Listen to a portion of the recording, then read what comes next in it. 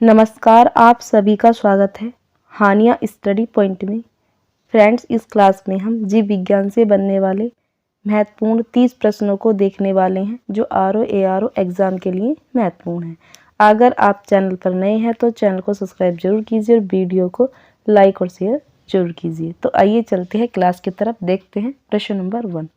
प्रश्न नंबर 1 है, कीटों के वैज्ञानिक अध्ययन को क्या कहते हैं? तो इसका आंसर क्या है? इसका आंसर है ऑप्शन बी, एंटोमोलॉजी। आगे देख लेते हैं।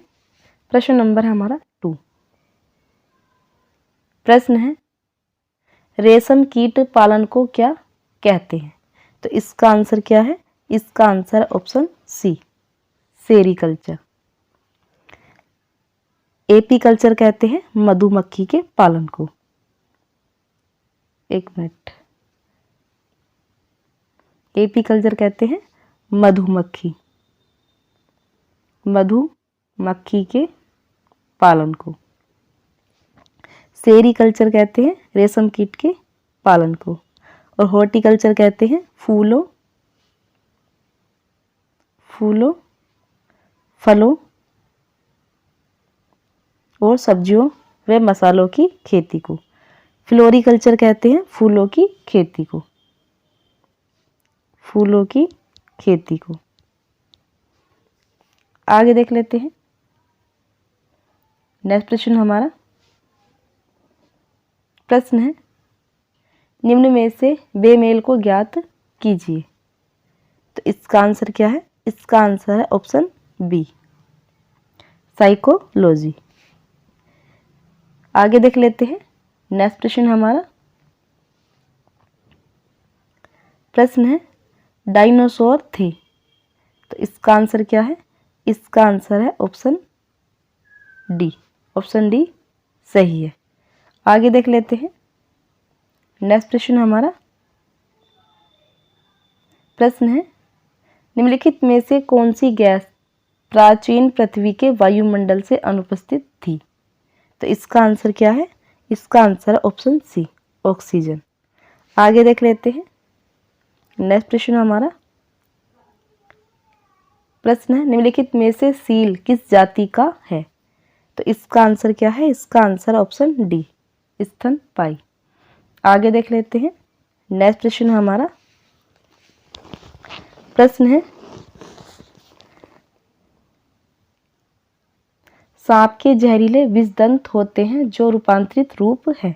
तो इसका आंसर क्या है? इसका आंसर ऑप्शन डी, जंबिक दंत। आगे देख लेते हैं।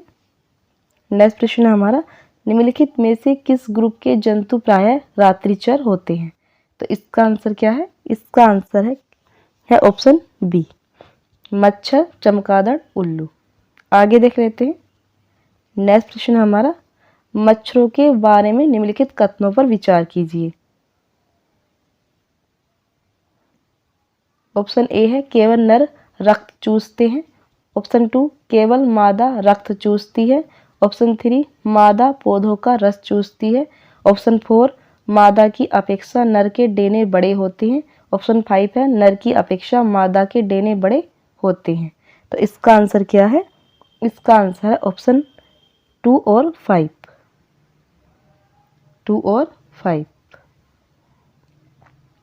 इसका आंसर है डी। आगे देख लेते हैं। नेक्स्ट प्रश्न हमारा प्रश्न है, निम्नलिखित पादपों में से किसका संग्रह अंग तना नहीं है? तो इसका आंसर क्या है? इसका आंसर ऑप्शन डी, शकरकंद। आगे देख लेते हैं। नेक्स्ट प्रश्न हमारा प्रश्न है, निम्नलिखित में कौन एक सुमेलित नहीं है? तो इसका आंसर क्या है? इसका आंसर है ऑप्शन बी, अदरक, राइजोम, अफीम, अफीम की डूडी, सन, तना। तो इसका आंसर ऑप्शन बी। आगे देख लेते हैं। नेक्स्ट प्रश्न हमारा प्रश्न है, निम्न में से आलू का कौन सा भाग खाने योग्य होता है? तो इसका आंसर है ऑप्शन ए, तना। आगे देख लेते हैं। नेक्स्ट प्रश्न हमारा प्रश्न है, कुनेन जो मलेरिया के इलाज में प्रयोग की जाती है सिनकोना पादप के किस भाग से आती है? तो इसका आंसर है ऑप्शन सी, छाल। आगे देख लेते हैं। नेक्स्ट प्रश्न है हमारा। प्रश्न है अफीम प्राप्त किया जाता है। तो इसका आंसर है ऑप्शन सी, बिना पके फल के लेटस से। आगे देख लेते हैं। नेक्स्ट प्रश्न हमारा, एंजोला है एक। तो इसका आंसर ऑप्शन ए, जलीय फर्न। एंजोला है एक जलीय फर्न। आगे देख लेते हैं। नेक्स्ट प्रश्न हमारा। प्रश्न है जलीय फर्न जिसे जैव उर्वरक के रूप में प्रयुक्त किया जाता है वह है।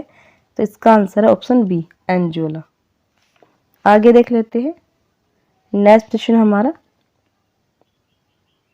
प्रश्न है निम्न में से किस कोशिकांग को कोशिका का पावर हाउस कहते हैं? तो इसका आंसर है ऑप्शन बी, माइटोकॉन्ड्रिया। आगे देख लेते हैं। नेक्स्ट प्रश्न हमारा। प्रश्न है हमारे शरीर का अधिकतम भाग बना है। तो इसका आंसर ऑप्शन डी, जल से। आगे देख लेते हैं। नेक्स्ट प्रश्न हमारा।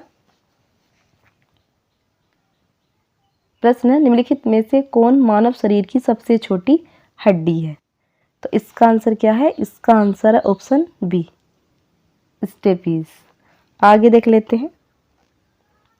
नेक्स्ट क्वेश्चन है हमारा। प्रश्न है शल्य क्रिया में आर्थ्रोप्लास्टिक क्या है? तो इसका आंसर क्या है? इसका आंसर ऑप्शन सी, कूल्हे के जोड़ का प्रतिस्थापन। आगे देख लेते हैं। नेक्स्ट प्रश्न हमारा। प्रश्न है निम्नलिखित में से कौन हमारे शरीर का सबसे दृढ़ भाग है? तो इसका आंसर क्या है? इसका आंसर ऑप्शन बी, दंत वल्क। आगे देख लेते हैं। नेक्स्ट प्रश्न हमारा।